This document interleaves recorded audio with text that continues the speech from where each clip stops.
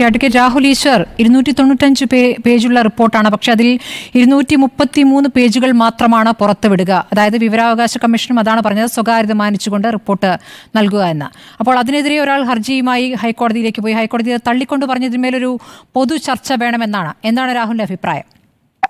പൊതുചർച്ച സ്വാഗതം ചെയ്യേണ്ടതാണ്. പക്ഷേ ഹൈക്കോടതി വിധിയിൽ തന്നെ പറയുന്നത് പോലെ, അല്ലെങ്കിൽ ഇൻഫർമേഷൻ കമ്മീഷൻ പറയുന്നത് പോലെ, പേജ് 49 96 പാരാഗ്രാഫ് 165 മുതൽ 196, പിന്നീട് അപ്പൻഡിക്സ് തുടങ്ങിയ കാര്യങ്ങൾ സ്വകാര്യത ലംഘിക്കുന്നതാണ് എന്ന കാര്യത്തിൽ ആർക്ക് സംശയം കാണില്ല. ദീദി മാഡം പറഞ്ഞതിന്റെ പോസിറ്റീവ് സ്പിരിറ്റ് ഉൾക്കൊണ്ട് തന്നെ ഒരു കാര്യം വിയോജിച്ചോട്ടെ. മാഡം പറയുകയുണ്ടായി അവരുടെ സ്വകാര്യത അല്ലെങ്കിൽ സ്ത്രീകളുടെ സ്വകാര്യത കോംപ്രമൈസ്ഡ് ആകും. ഒരിക്കലും കോംപ്രമൈസ്ഡ് ആകില്ല.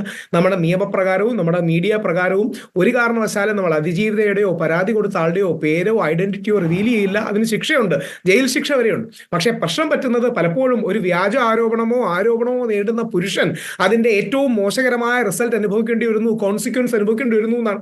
പേരെടുത്ത് തന്നെ പറഞ്ഞാൽ എന്റെ സുഹൃത്തു കൂടിയായ ശ്രീ വിജയബാബു ഒക്കെ എത്രമാത്രമാണ് ഒരു തെറ്റായ കേസിൽ അല്ലെങ്കിൽ ഒരു വ്യാജമായ കേസിൽ അദ്ദേഹം അനുഭവിക്കേണ്ടി വന്നത്. ഈ അടുത്തിടയ്ക്ക് ശ്രീ ഒമർ ലുലുവിന്റെ കാര്യം, ഇതിലൊക്കെ കോടതി എടുത്ത സമീപനങ്ങൾ കൂടെ നമ്മൾ നോക്കണം. ബഹുമാനപ്പെട്ട കോടതി പോലീസുകാരോട് വിജയബാബുവിന്റെ കേസിൽ ചോദിച്ചത്, നിങ്ങൾ അറസ്റ്റ് ചെയ്യാൻ എയർപോർട്ടിലോട്ട് പോകുന്നത് മീഡിയക്കാരെ കാണിക്കാനല്ലേ എന്നാണ്.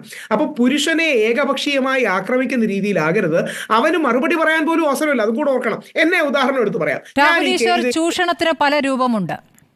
അതെല്ലാം റേപ്പ് എന്ന് നിങ്ങൾ വിവക്ഷിക്കുന്ന ഒരു രീതിയിൽ തന്നെ ആകണമെന്നില്ല.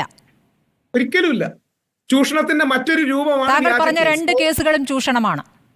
ചൂഷണത്തിന്റെ മറ്റൊരു പേരാണ് കള്ളക്കേസ്. അതായത് വളരെ ബന്ധത്തോടു കൂടി അവർ ഒരുമിച്ചിരിക്കുകയും സമയം സ്പെൻഡ് ചെയ്യുകയും അതിനുശേഷം എന്തെങ്കിലും തർക്കം ഉണ്ടാകുമ്പോൾ 6 മാസം മുമ്പ് തന്നെ ഒരുമിച്ചിരിക്കാനും സംസാരിക്കാനും ഒക്കെയുള്ള സാഹചര്യം എന്താണ്? സിനിമയിൽ അവസരം എന്നുള്ളതാണല്ലോ.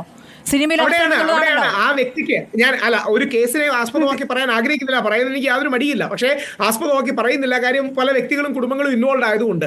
വ്യക്തിപരമായി 18 വയസ്സിന് മേളിലുള്ള ഒരു പുരുഷനും സ്ത്രീയും അവർക്ക് ഇഷ്ടമുള്ള സമയം സ്പെൻഡ് ചെയ്തതിനു ശേഷം 6 മാസം മുമ്പ് ഇയാൾ എന്നെ റേപ്പ് ചെയ്തു എന്ന് പറഞ്ഞാൽ പുരുഷൻ എന്ത് ഡിഫൻസ് എടുക്കാൻ കഴിയും? നമ്മളൊരു പ്രണയബന്ധത്തെ കുറിച്ചുള്ള ചർച്ചയല്ല നടത്തുന്നത്. സിനിമാ മേഖലയിൽ സിനിമാ മേഖലയിൽ ഒരാൾ നിർമ്മാതാവും അപ്പുറത്ത് നടിയുമാകുന്നു. ഞാൻ വരാം. ഒരു മിനിറ്റ്. എന്തുകൊണ്ട് സ്മൃതി കള്ളക്കേസുകൾ കള്ളക്കേസ് താങ്കൾ പലതിനെയും പറയാറുണ്ടല്ലോ. ഒരു മിനിറ്റ് ദീദി പറഞ്ഞോളൂ. ഒരു മിനിറ്റ് രാഹുൽ ഒന്ന് കേൾക്കൂ. ഒരു ക്ലാരിഫിക്കേഷൻ ഉണ്ട്. ഒരു ക്ലാരിഫിക്കേഷൻ എന്താണെന്ന് വെച്ചാൽ, ഞാൻ തൊട്ട് മുന്നത്തെ ചാനലിലും രാഹുൽ ഇത് തന്നെ പറഞ്ഞു. അത് ആവർത്തിച്ചത് കേട്ടുകൊണ്ടാണ് തിരുത്തണമെന്ന് വിചാരിച്ചു. രാഹുൽ ആദ്യം പറഞ്ഞത് ഈ ഇരയാക്കപ്പെട്ട സ്ത്രീയുടെ പേര് പറഞ്ഞാൽ ജയിലിൽ കിടക്കേണ്ടി വരും എന്നാണ്. ബാക്കി കാര്യങ്ങളൊക്കെ പോട്ടെ, വിജയബാബു ആ സ്ത്രീയുടെ പേര് പറഞ്ഞിട്ടില്ലേ? അത് അയാളുടെ പേരിലുള്ള കുറ്റമല്ലേ? ഈ അനാവശ്യമായിട്ട് ഇയാളുടെ പേരിൽ കുറ്റമില്ല എന്ന് രാഹുൽ കഴിഞ്ഞ ചാനലിലും പറയുന്നത് കേട്ടു. അതുകൊണ്ടാണ് ഞാൻ പറഞ്ഞത്, ഈ ഒറ്റ കുറ്റം അയാൾ ചെയ്തിട്ടുണ്ടോ? അയാൾ ജയിലിൽ കിടക്കുകയാണോ? അതിന്റെ പേരിൽ അയാൾ ജയിലിൽ കിടക്കുകയാണോ? വിജയ് ബാബു വിക്ടിമിന്റെ പേര് പറഞ്ഞു. ആ പറഞ്ഞതിന്റെ പേരിൽ അയാൾ ശിക്ഷിക്കപ്പെട്ടോ? കറക്ഷൻ ഇടയിൽ വേണം. അത് ഇവിടുത്തെ ക്വസ്റ്റ്യൻ അല്ല. എല്ലാവർക്കും ഭാര്യയും കുട്ടികളും ഒക്കെ ഉണ്ട്. അതല്ല കേസിന്റെ ആദ്യ ഭാഗമല്ല. അത് കോടതി തീരുമാനിക്കേണ്ടതാണ്. ആ കോടതി വിജയബാബു എന്ന് പറയുന്നത് കേട്ടു. വിജയബാബു വിക്ടിമിന്റെ പേര് പുറത്ത് പറഞ്ഞത് ഇവിടെ നിയമപരമായിട്ട് തെറ്റാണ്. ആ തെറ്റിന്റെ പേരിൽ അദ്ദേഹം ശിക്ഷിക്കപ്പെട്ടിട്ടില്ല. ആരുടെയും പേര് പറയണ്ട. രാഹുൽ ഈശ്വറിന്റെ എക്സാമ്പിൾ ആയിട്ട് പറയാം. വേറൊരാളുടെ പേര് പറയുന്നില്ല. എനിക്കെതിരെ ഒരു ആരോപണം വന്നു എന്നിരിക്കട്ടെ, ഞാൻ കുറ്റക്കാരനാണെന്ന് കോടതി കണ്ടെത്തുന്നതുവരെ ചർച്ചയോ ബാക്കി കാര്യങ്ങളോ ചെയ്യരുത്. താങ്കൾ ഈ നടി ആക്രമിക്കപ്പെട്ട കേസ് മുതൽ പറഞ്ഞുകൊണ്ടിരിക്കുന്ന വാദമാണല്ലോ.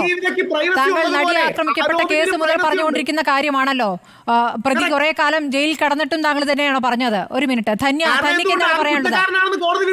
ധന്യ, മീഡിയയുടെ പ്രഷർ കാരണം പോലീസുകാർ ചെയ്തതാണ്. അത് ഇന്നല്ലെങ്കിൽ നാളെ വരും. അപ്പൊ നമുക്ക് വീണ്ടും ചർച്ച ചെയ്യാം. ഇന്നല്ലെങ്കിൽ നാളെ വരും. വർഷങ്ങളായി കണ്ടുകൊണ്ടിരിക്കുന്നുണ്ട്. താങ്കൾ ഈ പറയുന്ന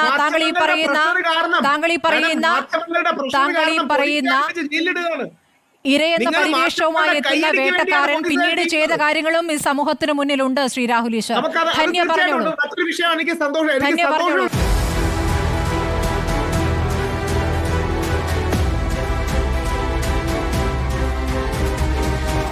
ഡിബേറ്റ് വിത്ത് സ്മൃതി പരുത്തിക്കാട്.